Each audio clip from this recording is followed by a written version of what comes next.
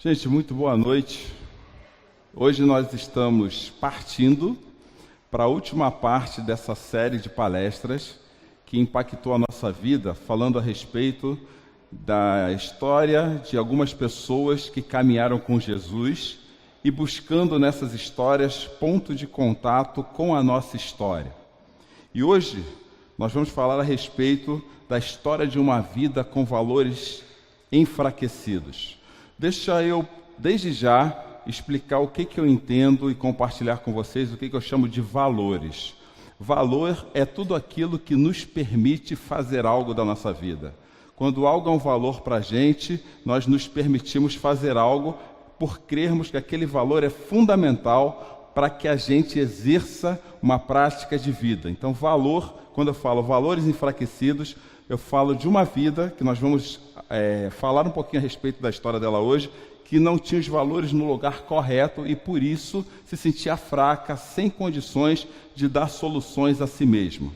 E para eu começar a falar de valor enfraquecido, eu achei por bem começar a falar hoje da minha própria vida. Eu não conheço particularmente a história de todos aqui, mas a maioria das vezes que pessoas se aproximam de Deus ou de alguma conexão com o transcendente, é muito mais comum elas se aproximarem pela dor do que pelo amor. Até há uma frase comum no meio evangélico: ou você vem com Deus, ou você vem pelo amor, ou você vem pela dor. A minha história iniciou-se pela dor. No momento de muita sensibilidade da minha vida, alguém me convidou para ir a uma igreja, eu fui a essa igreja e a partir dali, há mais de 10 anos atrás, eu continuei estando na igreja, mas foi aquele momento de dor e sensibilidade que me levou a querer me aproximar de Deus. Talvez seja por isso que o autor, conhecidíssimo pela literatura das Crônicas de Nárnia, C.S. Lewis, ele tem escrito que o sofrimento é o megafone de Deus para um mundo ensurdecido. Muitos de nós, e posso começar a falar de mim, talvez não tivéssemos nos aproximado de Deus se alguma dor profunda não colocasse no nosso coração a necessidade de estar perto dele. Entretanto, o fato de eu sentir necessidade de estar perto de Deus não fez com que a dor e o sofrimento fosse o fundamento da minha fé. Chegou num momento que eu precisei ir além, porque senão toda vez que eu só estaria perto de Deus, toda vez que eu fosse sentir alguma coisa ou algo me trouxesse dor.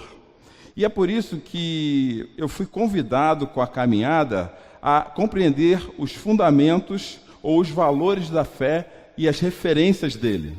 Aí Cláudio começou a pensar, falou, se Deus está tratando a minha dor, o que eu preciso aprender e compreender a respeito da pessoa de Deus? Lembrando que conhecimento de Deus não diz respeito somente ao que eu leio a respeito dele, mas principalmente da minha relação ou do meu relacionamento com ele. Alguém escreveu, e eu li essa semana, que o coração da espiritualidade é a conexão. Então, quanto mais profunda fosse minha conexão com Deus, e mais profunda também a minha conexão com a igreja, a minha espiritualidade ela se desenvolveria mais. Eu precisei entender isso ao longo da história. E na minha caminhada evangélica, eu passei por diversos modelos de igreja. E aí, quando eu falo de modelo, eu não estou falando especificamente de doutrina, mas formas de uma doutrina se manifestar como sendo evangélica no meio da sociedade. É isso que é modelo.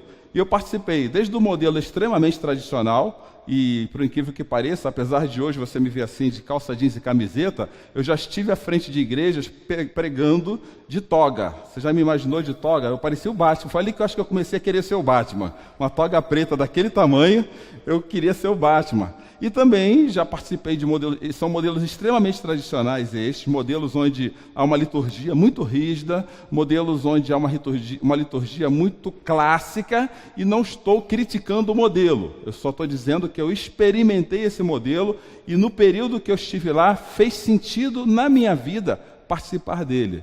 Mas também eu já participei de alguns modelos mais quentinhos, vamos dizer assim. Modelo mais quentinho é aquele que me levou muitas vezes para orar no monte, ver a grama verde. Quem é do tempo, quem é gospel há mais tempo, assim que nem eu, sabe o que é isso. Modelos onde a gente tinha uma oração um pouco mais fervorosa. Então, nesses mais de 10 anos de caminhada evangélica, eu participei de diversos modelos de manifestação da minha fé, tá bom? E com isso eu percebi algumas coisas em comum. Dentre elas, que seja você extremamente tradicional na sua forma de enxergar a Bíblia e ter uma relação com Deus, ou enxergar a igreja, ou seja você extremamente quentinho, vamos chamar assim para não classificar, algumas coisas são muito comuns e elas acabam se tornando fundamentos da nossa fé. Como, por exemplo, a forma de roupa que você, o tipo de roupa que você veste, a forma que você fala, a maneira que você se comporta através da sua caminhada aí no mundo comum, que não é o universo gospel. Então tem gente que... E essas coisas começam a se tornar elementos fundamentais até para que as pessoas falem se você é mais cristão ou menos cristão. Eu vi isso nos dois modelos. Vamos pegar um exemplo. No tradicional, por exemplo, há pessoas, e isso não é ruim, volto a dizer, que sabem várias letras do Inário de cor. O Inário tem letras lindas, mas nem todas as letras são boas, como qualquer cântico comum no mundo cristão. E no mundo de cá, aquele mundo mais quentinho, pessoas que não falassem em algum tipo de idioma que fosse estranho ao comum, eram pessoas que não eram consideradas santas o bastante. Só que o negócio é o seguinte, o problema não é existir essas coisas. O problema é considerar que elas são o fundamento da nossa fé. Mas o que há por trás de tudo isso? Eu cheguei à conclusão que o que há por trás de tudo isso é aquilo que eu acabei percebendo, ou posso conceituar de uma forma melhor, através da afirmação dessa pesquisadora que eu li essa semana. Acabou que nós tornamos a nossa fé um lugar misterioso, onde encontramos coragem para acreditar no que não podemos ver e força para abandonar nosso medo e nossa incerteza. Em vez da fé, tem uma centralidade clara que alimenta o nosso coração. Ela se tornou um lugar onde eu escolhi habitar que, primeiro, eu preciso acreditar em algo para a minha vida fazer sentido. Eu preciso ter algo para que a minha vida vença os dilemas do dia a dia. Aí eu começo a buscar coragem. Só que, biblicamente, coragem não é suficiente para sustentar a minha fé. Não basta eu ter coragem e dizer que a partir de agora, eu pensando ou crendo dessa forma, vai mudar toda a percepção minha de vida e meus problemas vão acabar. Não tem como fazer isso. Coragem não é suficiente. E vocês sabem tão bem quanto eu que tem dia que nós estamos corajosos e há outros que nós não estamos tão corajosos assim. Sabe aqueles dias que você está na cama e não tem vontade de levantar? Porque a coragem é uma produção humana. E como bons seres humanos, nós somos instáveis emocionalmente. O que ela está dizendo aqui também é que, às vezes, a gente precisa ter força para abandonar os nossos medos. E força para abandonar os nossos medos também não é suficiente para sustentar a minha fé. Não tem dia que você acorda assim, vamos dizer, energizado? Mas hoje pode aparecer qualquer coisa que eu topo. Eu encaro qualquer uma. Ninguém tira meu mau humor. Não tem dia que você acorda assim? Eu tenho dia que acordo assim. Se você me perguntar o porquê, eu não vou saber explicar. Não sei se foi a comida que a Cláudia fez no outro dia, não sei o que foi. Mas tem dia que acorda assim, tem dia que você não tem força para nada. Você olha um lápis em cima da mesa, você pensa 20 vezes se você vai pegar aquele lápis, porque a melhor produção da sua vida naquele dia é ficar deitado no sofá olhando para cima. Tem dia que é assim. Por isso que os nossos medos não podem ser vencidos só pela minha força de vontade. Porque, como os bons seres humanos, nós também somos instáveis emocionalmente. E aí, a pesquisadora ela fala assim, que às vezes a gente usa a fé para que ela supra as nossas incertezas. E se você for comum, que nem eu, você vai saber que que se tem algo que não é incomum na nossa vida, é incerteza.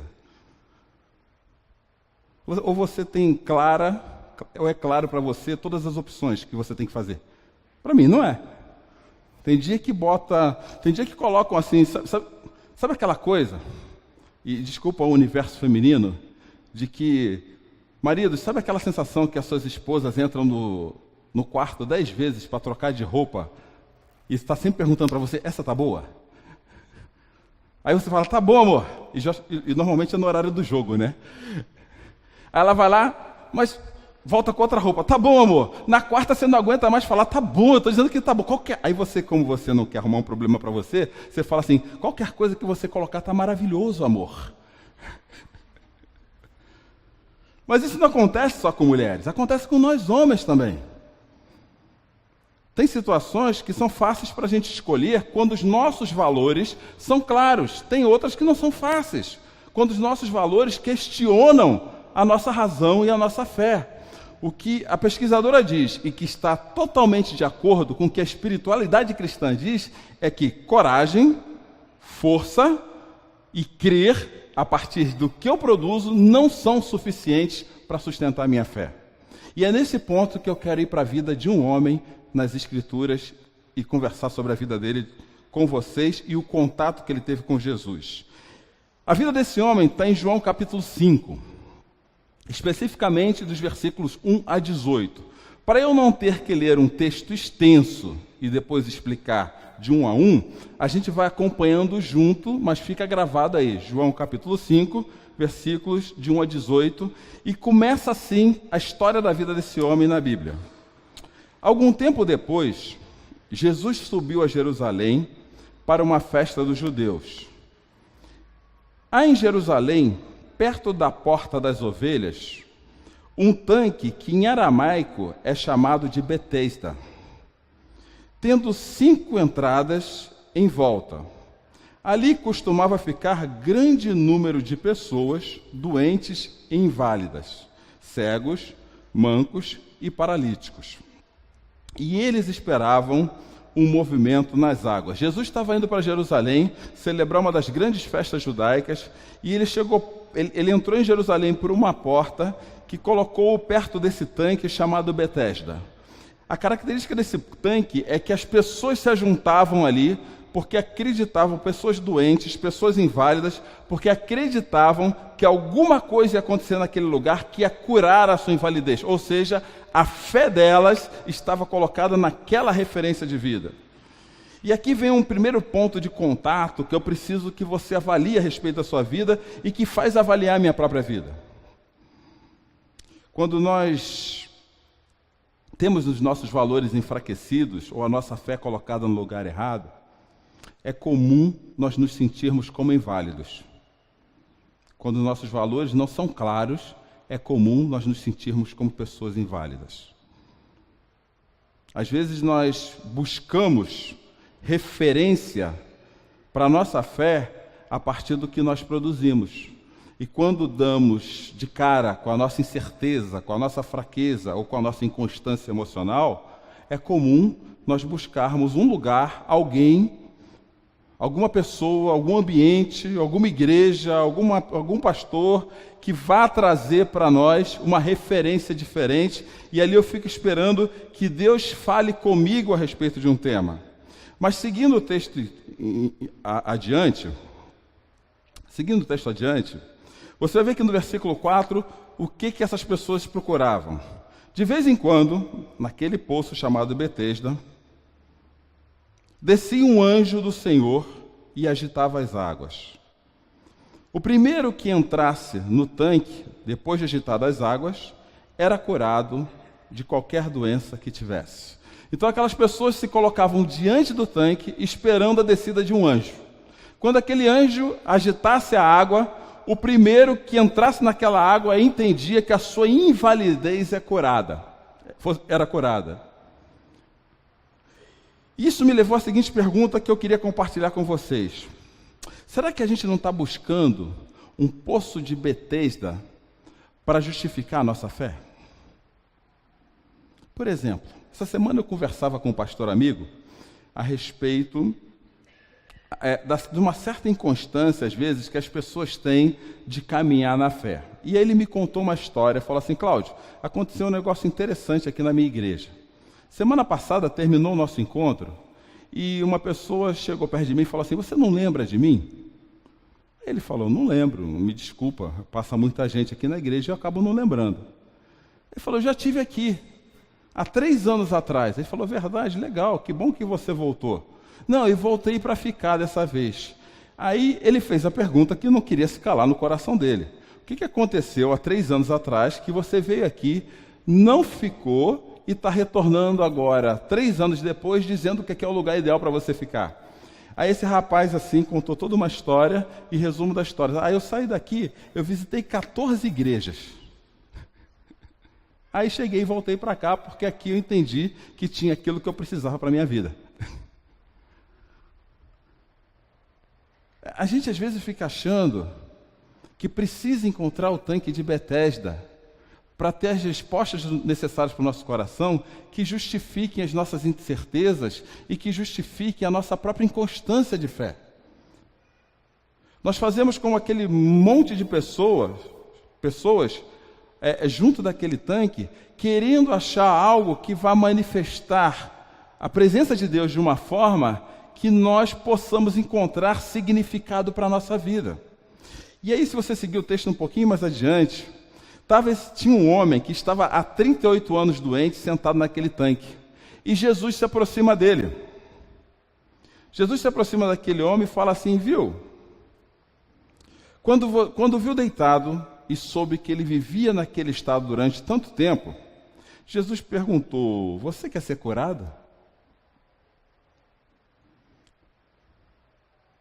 Disse o paralítico: Senhor, não tenho ninguém que me ajude a entrar no tanque quando a água é agitada. Enquanto estou tentando entrar, outro chega antes de mim. Então Jesus lhe disse: levante-se, pegue a sua maca e ande. A pergunta de Jesus é muito simples para aquele homem: você quer ser curado? Mas perceba aonde está a referência de valor daquele homem. Senhor, eu preciso entrar no tanque, você vai me ajudar? E eu me pergunto, quantas vezes Jesus está batendo a nossa porta e perguntando assim: você quer ser curado? E você está dizendo: eu preciso achar um tanque. Nós ficamos buscando paliativos para responder a nossa incerteza, para tratar a nossa invalidez, porque a nossa referência de espiritualidade não está no lugar errado. E aí eu pergunto para vocês algo que esse texto me fez eu perguntar ao meu coração quando eu comecei a preparar ele para conversar com vocês aqui essa noite.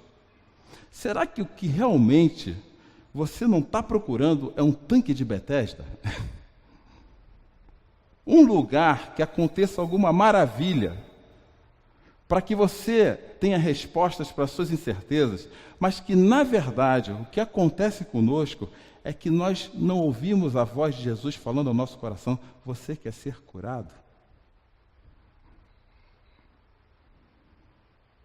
E aí a gente sai por aí, que nem Indiana Jones, numa caçada ao tesouro, buscando respostas, quando a resposta está do nosso lado.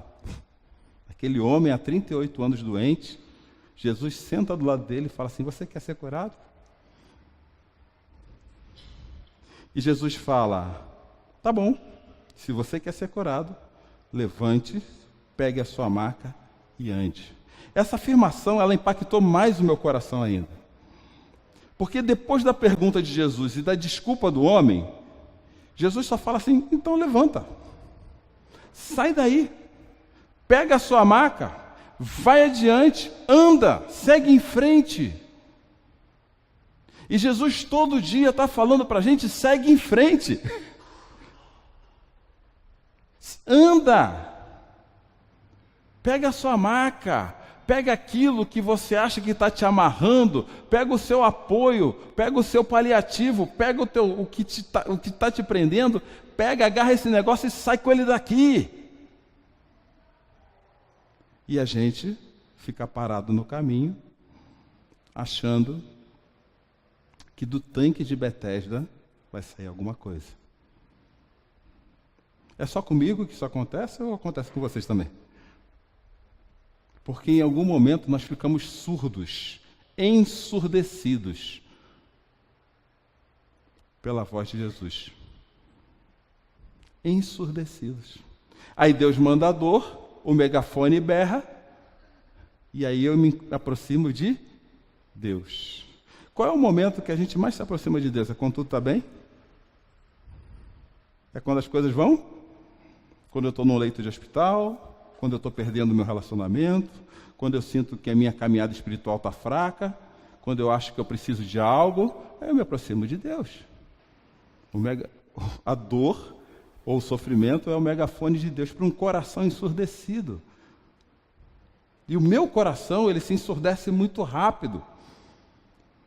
Porque quando eu perco a minha comunhão pessoal com Deus, não no sentido de Deus se afastar de mim, mas no sentido de eu deixar de perceber os movimentos da graça na nossa vida. O movimento da graça de Deus é constante na vida de qualquer um de nós. O que nós precisamos é deixar de nos ensimesmarmos em busca de um poço de Betesda e voltar os nossos ouvidos com mais carinho para Jesus, que está perguntando aqui essa noite para todos nós: você quer ser curado?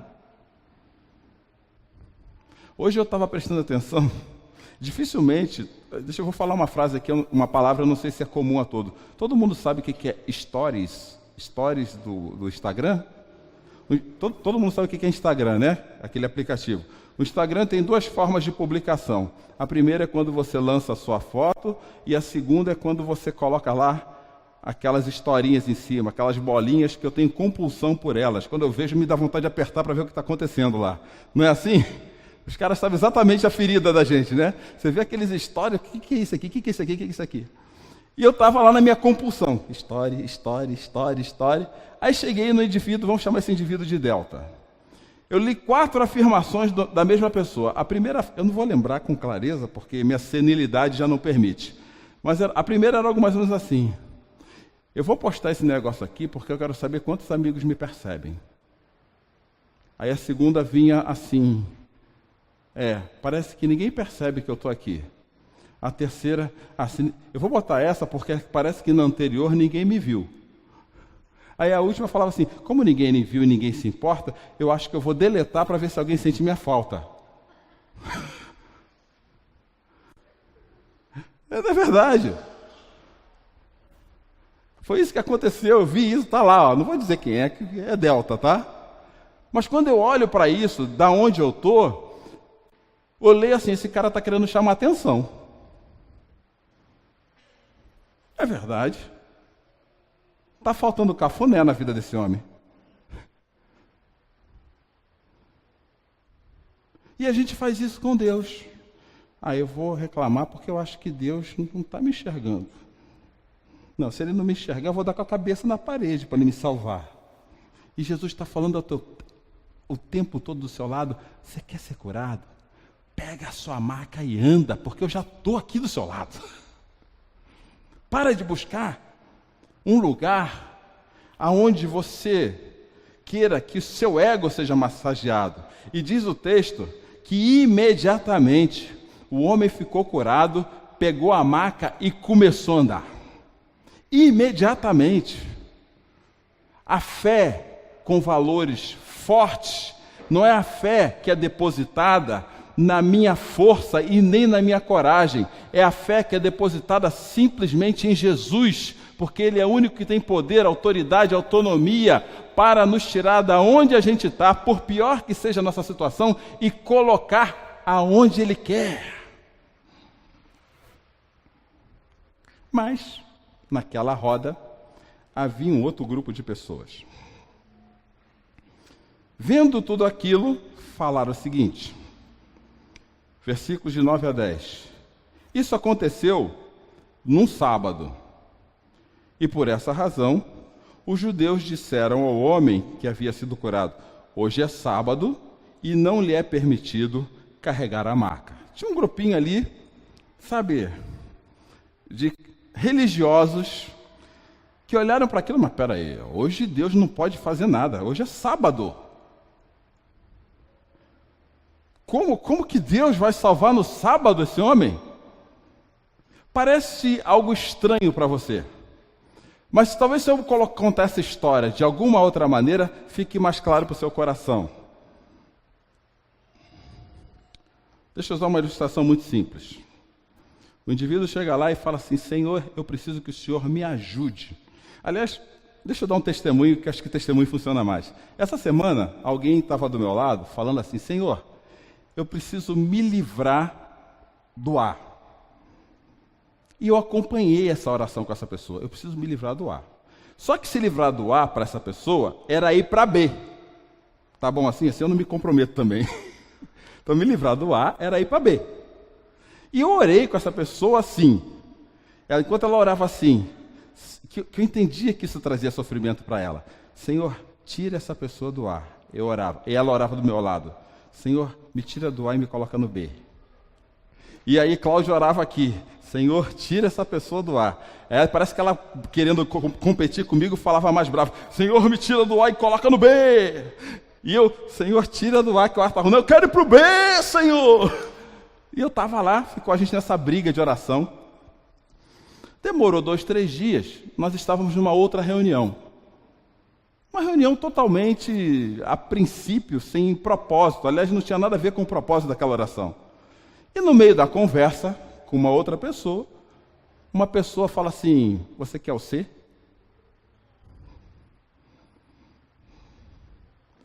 Aí eu...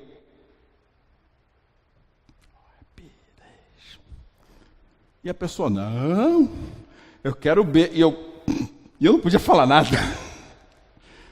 A pessoa: tem um C aqui para você. E o C que Deus colocou no colo daquela pessoa era inúmeras vezes maior do que a opção B que ela queria.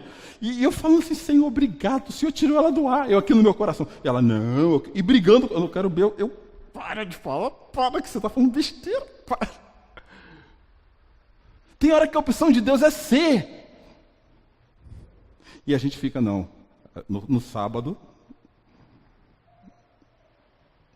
Deus não pode curar. Se não for do meu jeito, na minha régua, do jeito que eu quero, da maneira que eu acredito que Deus trabalha, da maneira que eu acredito que Deus opera, eu não aceito solução de Deus. Era isso que estava acontecendo aqui. Aqueles homens estavam falando: não pode ser hoje, Deus não pode realizar milagre hoje, porque hoje é sábado. Talvez o seu valor enfraquecido não seja achar que hoje é sábado, mas seja um outro que não está permitindo você ver a solução que Deus está dando para a sua vida.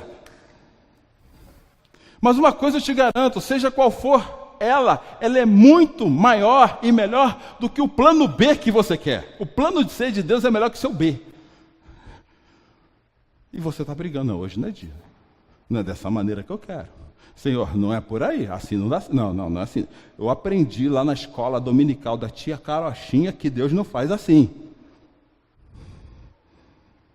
Amigos, nós estamos falando de Deus. Não está falando de mim nem de você. E o que impede Deus fazer do jeito que Ele quer na sua vida? Aquele homem olhava para Betesda e Deus fala assim, parece do lado dele falar: levanta e anda, brother. Aí os outros falam assim: não, mas hoje não pode. E Deus está falando assim: pode, porque manda quem pode, obedece quem tem juízo. E aí? Tanto que aqueles homens chegam assim e acharam tão complicado isso vindo de Jesus, que eles começaram a perseguir Jesus por causa disso. E pessoas que têm valores rígidos por causa da sua religiosidade e não percebem o movimento da vida, no movimento de Deus nas suas vidas, elas fazem o quê? Elas perseguem a Jesus. E Jesus pode estar hoje aqui confirmando algo no seu coração, parecido com a vida daquele homem, falando assim: olha para a nova direção que eu estou dando para a sua vida. Confia na minha presença, coloca a sua fé em mim. Para de confiar no seu plano B, porque o que eu tenho para você é muito maior. Por isso que o texto termina assim, com Jesus dizendo: meu Pai continua trabalhando até hoje, e eu também estou trabalhando. E eu acredito que Jesus continua trabalhando até hoje, e que Deus continua trabalhando na sua vida. e que Ele está falando para você essa noite. Tem cura. Tem cura. Coloca a sua fé no lugar certo. Não é na sua coragem e nem na sua força. E nem na sua dor. É em Jesus. Quando eu estava lá no começo da caminhada de fé, se eu ficasse dependendo da minha dor e sofrimento para acreditar em Jesus, eu estava lá até hoje, gente. Tem gente que gosta de ficar fazendo chuquinha na dor. Fica que nem o cara do Facebook, primeira história, segunda história, quarta, já está no 30º story lá. E não está percebendo o que Deus está fazendo. O que Deus já fez até aqui. E Deus continua fazendo. Porque Deus trabalha e Jesus continua trabalhando até hoje. E provavelmente você está sofrendo porque a tua fé está sendo validada pela tua dor. E não por Jesus. Porque Jesus está do seu lado falando que você quer ser curado. Muitas dos nossos motivos de invalidez não é físico, é emocional, é psicológico, é da história que a gente tem. Mas Jesus é o dono da tua história. Jesus é o dono da nossa história. Não tem emoção, não tem história, não tem caminhada que não possa ser transformada por Jesus. A minha pergunta, para terminar a nossa conversa aqui essa noite: o que está validando a sua fé? Seu estado religioso, que nem os fariseus? Olhar para o problema e buscar um Betesda para a sua vida? Ou olhar para Jesus e falar assim: o Senhor pode me curar, o Senhor pode tratar da minha vida, o Senhor pode me levar além do que eu estou vivendo hoje, o Senhor pode me levar além de mim mesmo. O que valida a sua fé? Se a sua fé estiver na sua força e na sua coragem, você vai fracassar. Porque nós somos inconstantes emocionalmente. Nós somos irregulares emocionalmente.